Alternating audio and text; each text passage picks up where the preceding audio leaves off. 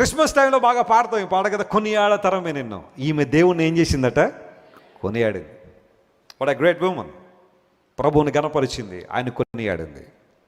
ప్రతిరోజు మనం దేవుని స్తుతించేవారు. మనం పొందుకునే ప్రతి చిన్న మేలు దగ్గర నుండి ప్రతి పెద్ద మేలు వరకు ఎవరిని స్తుతించాలి మనం? దేన్ని గ్రాంటెడ్గా తీసుకోకండి. మీరు నీళ్లు తాగినప్పుడు కూడా దేవుని స్తుతించమంటారండి వెస్లీ గారు. చేయాల్సిందే. ఎందుకోసం తెలుసా?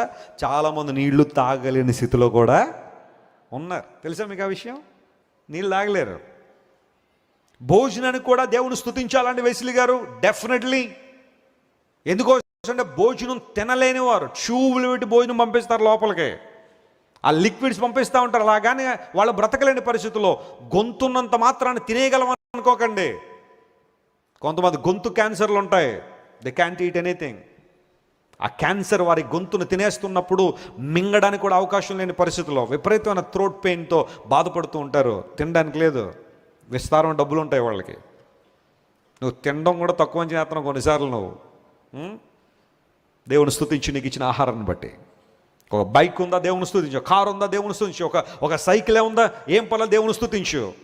లేదంటే 11 నెంబర్ బస్సు ఉందా, అందుకు కూడా దేవుని. మాకెక్కడ ఉందండి బస్సు? 11 నెంబర్ బస్సు అంటే 2 కాళ్ళు అని అర్థం. నడుచుకుని వచ్చేయడమే దేవుని మందిరానికి. రావట్లేదు మన చేసి 3 కిలోమీటర్లు నడుచుకుని వస్తారు చాలామంది. 3 కిలోమీటర్స్ ఇంటి దగ్గర స్టార్ట్ చేయడం, ప్రార్థన చేసుకుని నడిచి వచ్చేయడమే దేవుని మందిరానికి. నాకు కారు ఉంటేనే వెళ్తాను దేవుని మందిరానికి. కూర్చుని ఎవరైనా ఉన్నారు ఇక్కడ?